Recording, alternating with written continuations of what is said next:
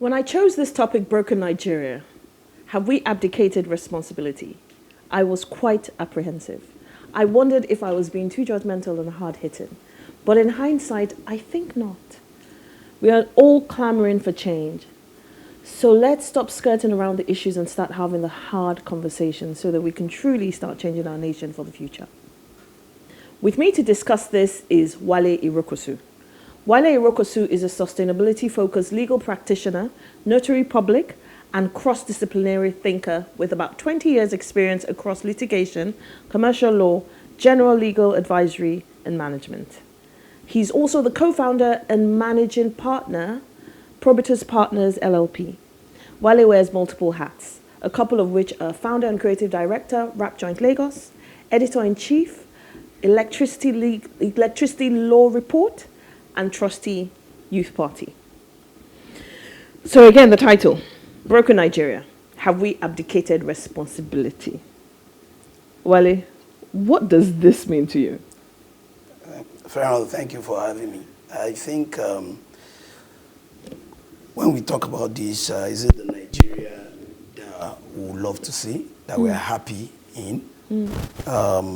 If you're feeling unsafe, you don't feel comfortable calling the police, the response time is not going to be good enough. The educational system, is it the same way we would love it to be? I remember when I was growing up, when they said a masquerade is coming, you run as a child. Now you see police arresting masquerade, asking them to kneel down because they went to pickpocket. You know, so it's not the way we want it to be. Of course, it's an abusive relationship. Some of us, we really love Nigeria. We can't go any other place. True. But, you know, it's not really the way we would like it to be. So I think it's broken. It's not what I would love. You know, we shouldn't accept this.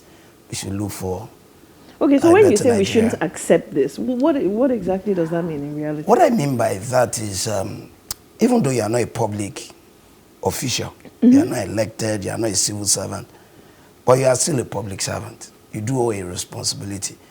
You went to a secondary school, you went to primary school. In Nigeria, you can put together your classmates, put money together, try and do something for the poor. When you look at 20, 30, 40 years ago, the community was very big. The countries we're looking at, UK, America, all these countries, the community, they don't hang around. Your Oxford, Cambridge, they are not really funded by the government. They are funded by the alumni community. They are funded by endowment by very rich people. The very rich people that went to Unilag, that went to UI, as any one of them said, this is $10 million. I want to change the narrative of Unilag. Do you understand? We all know about St. Gregory College, which was funded by the Catholic Mission. We all know about Baptist Academy. We all know about Offa Grammar School, Ijebuode Grammar School. These are community projects. We all know, I think the Igbo community, they used to put money together and send their brightest abroad. Yeah. You know, are we still doing those things? Okay, let me ask you this. Some people listening may say, actually, I am, and last time I donated 100 million naira to Unilag. It disappeared. I didn't see the effects of my donation. So why should I? A part of it is for certain people, certain elements, certain nucleus to be very, very focused on transparency and accountability. You know, for example, before I drop my 10,000 naira, even though I'm not the one dropping 100 million, I ask for account. You know, transparency and accountability. The money they gave you last month. You don't hear anything from them after that? It's because everybody stays in their comfort zone. I drop my own money, I go my own way. I don't want to get into any back and forth.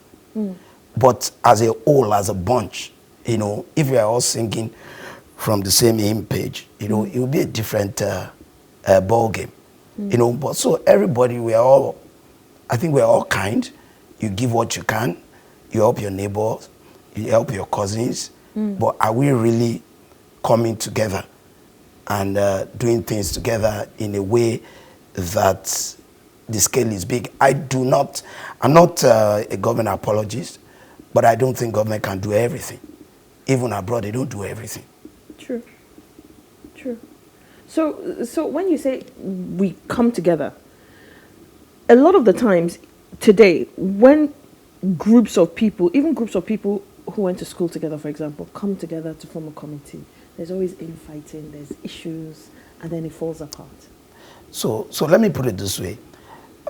In any forward-thinking society, there are really three major sectors, not two as we all think.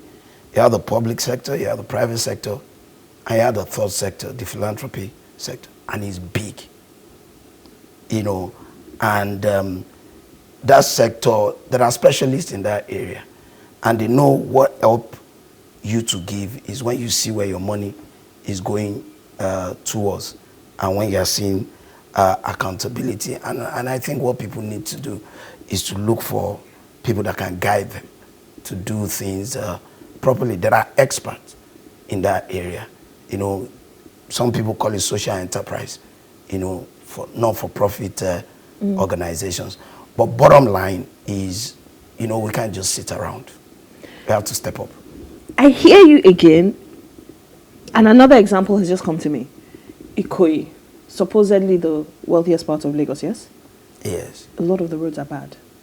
But some of the people that live there will tell you that they've tried to fix the roads. And the minute they fix the road, some government parastatal comes and demolishes it. So why would that person want to try again? You see, as long as we're talking about one person, two people, you can't really have, there is politics by pressure. You understand? There's politics by election. What you saw at NSAS is politics by pressure. Okay. People ask for disbandment of SARS. They ask for police reform. They ask for compensation. And you saw what happened. One person can't do it. A group of people have to come together. But the outcome still was not what was desired.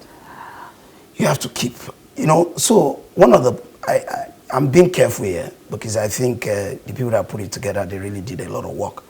But did we continue from the gains of that? For example, have we continued to advocate for police reform? Have we continued to advocate for police welfare? Personally, I feel sorry for police sometimes. True. Have you seen where they live? Have you seen their police station? What happens to their widows when they die? We were able to draw the attention of the world to their plight. But their advocacy, did we sustain it? Do we know how much they are earning now? The last time I checked, and I'm going to admit about 2 or 3 years ago, around that time, the IG, his salary was about 400K, commissioner of police about 200K. You're talking about a country where you pay your rent 1 year in advance. But you collect money monthly. So you're talking about not supporting corruption, in some cases corruption of need. The guy is earning 60, 70K a month. His take home cannot take him home. He lives in Songwater. He works in Ikoyi. If you calculate the transport fare, maybe 3K a day multiplied by 20 or 30 days, and you don't want him to collect bribe. You are comparing him to the people in the UK and America who get their salary on time. They are living a wage, they can live on it. Their take home can take them home. The society fights for them. I know in the UK now there's a lot of clamoring, there's a lot of noise about the nurses. Yes. Their work hours, their salaries. The society is fighting for them. Are we fighting for Nigerian police? I know there are certain communities that try. The police, they build a place for them, they give them generator, they give them petrol, just to support them. If we want to compare them to the UK and America, we should give them the same tools and the same level of, so we can't just sit down and just wait for these things to happen. And that's my point. On theory, it sounds nice. But it's not theory. I don't want to use too many personal examples, but I don't think if you go to the police station in this VI and you offer them a chair and table, they will reject. If you give them stationaries, they won't return it. So it's not theory. If you go and meet them and say, look, I want you to do better, what are the challenges that you have? I'm not sure they will turn you back. What if ultimately they say, just give me money? And It's up to you. I mean, that is where the group comes in. Like, I learned something from someone with religious bodies, you know, they want you to donate. You know, like, you know, what do you need it for? You also have a responsibility. God said you should give, but He doesn't say you should give foolishly. You know, so you ask, what do you need it for?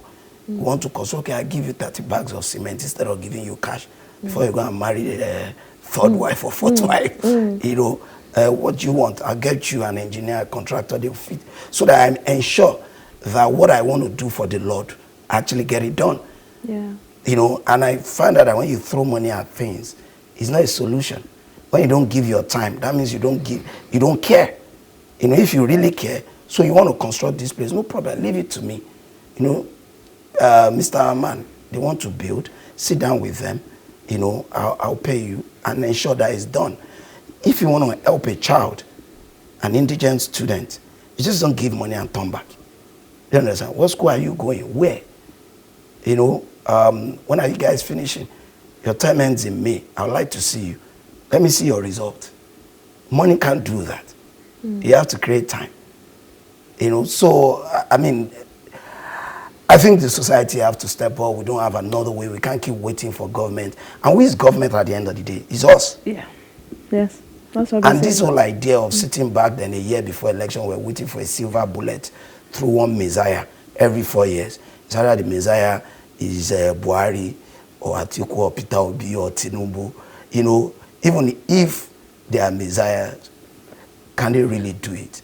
We have Jesus Christ, we have Prophet Muhammad, you know, they tried their best, but we're still where we are, you know.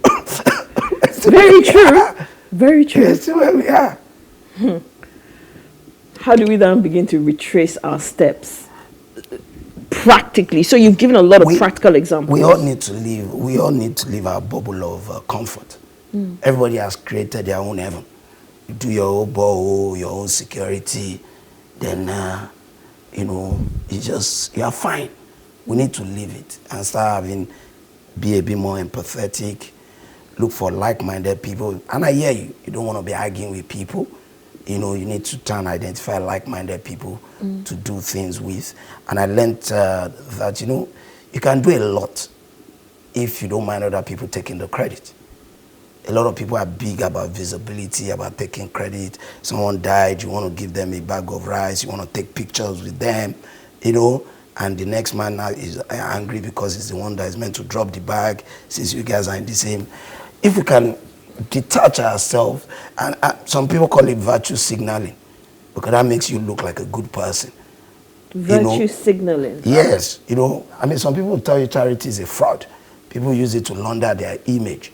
Do you understand? I know someone that had a problem with a concession from government, and he was advised, you know, go to the north, go to Maiduguri, go and give to the poor, take a picture, let it get into the papers, then we then go to the Personal presidency. branding is called. You know, so there's a lot of people that look like they are giving, but they're actually picking pockets. They're actually using those people. You know, it's like you're going to greet people that lost someone. You're signing a condolence register and they are taking your picture and they are putting it in the papers. Are you really going there to greet them? You know, this is what we see. Yeah. You know, you are coming to give someone that lost their folks, a police man, his children, you are giving them 20K and you are taking a picture with the woman that is grieving or the man that is grieving. So that's what we see. So the people that really, really do a lot of these things, they are not interested in those pictures and all those things. So people do it for different reasons. So going forward, just look for like minds. The minute you see that it's all about visibility, you know, just move back. I've had conversations with people. Say, let's do this, let's do this. Let's go and meet the person. Do you really need to go and meet the person before you do what you need to do? So sincerity of purpose is also important. And we can't give up. We can't give up. You know, and when I talk about community, I'm not talking about just where you stay. Your church, your alumni, your family. You know, you can decide in your family that, you know what, nobody can fall below the standard of education of secondary school. So when you say your family, you're talking about your, not just your nuclear family, your extended family. The extended family can decide. You know, that we have a family constitution, for example. What is our goal? We are going to make sure nobody is an illiterate. You may not go to university, but you should be able to read and write. Because when you turn on your TV and they say one of your nephews or nieces or uncle or auntie, they're calling the surname on the pages of newspaper that has been arrested for armed robbery, it chips away from you. So you are not really helping them, to be honest. You know, I remember speaking to a friend that was like, you know, can you do this and that? I said, I do my own. I'm sponsoring some of my cousins. I said, you're not sponsoring anybody. That's your moral obligation. It's your cousin. Because if you don't do that, it's going to become a liability to your children. So you're not helping. True talk. Okay. We always never have enough time. But if I want to walk away and be able to do 3 things practically, I want to change 3 things practically. Give me 3 examples of things I can do easily. I think the first thing is you personally go back to NSAS and look at the police reform ideas and say, where did we stop? Can we start advocating for it, regardless of who is in power? You know, why is it so difficult to pay them the living wage, for them to live well so that they can police us well? Advocacy. You know, the second thing is education. You know, in your church, in your alumni, what are you doing for indigent students? Ironically, these are the people that have the mental capacity to push, because they feel that they owe the society. My own daughter or your own child don't owe the society. You paid his or her school fees. They don't owe anybody. But the ones that you are paying their school fees, they feel they owe the society, because without the society, you know, so we really, really need them. They are the ones that can speak Yoruba, Igbo, and Hausa. Your child, my child, probably won't be able to speak it, sadly. You know, I think the third thing is to also find a way to be asking questions. Accountability and transparency. I belong to a group, and they're asking me to call people to ask for money. I said, your monthly newsletter where you give account, you haven't sent it out. I can't ask people for money. The one they gave you last month, what did you do with it? Even if you stole the money, just lie there that, yes, I use it to buy rice and thing. But that you are not going to even render account. No, I'm not going to call anybody. You can be unpopular, but let it be. I remember there's a mentor of mine, is in work body where they give people title in a profession. And he said, they were going to analyze, and they said the head of that profession has a list. And he said he doesn't understand. Why did you appoint me into a committee to pick people when you know someone has the unilateral right? You know, they say, but you understand, the person is. He said, no problem now, it's fine, but don't call me. And he stood up, and he left. And the following, I don't know when, they called him and said, the main person that he's so sorry that he didn't send them to do that. You know, that's just one person. So you also find out that don't be scared to be in the minority. You'll find out that a lot of people in the majority, they are not with what's being done. But they just don't want to rub people off the wrong way. And the minute you talk, everybody can just follow you. And even if you are in the minority, you stated your point. True. We run out of time. Very quickly, we always run out of time, but this has actually been, it's been awesome. Thank you. And I'm going to try and take a few pieces of advice from everything you've said. I really hope you will too, because like Wale said, there are a lot of things we can begin to do differently, and a lot of us have started doing these things differently. So hopefully, next time we won't be saying broken Nigeria, but we'll be saying Nigeria that's on the mend. Thank you for watching. John, Helen, and myself will very quickly round off the show, so please stay with us for a few more minutes. Thank you.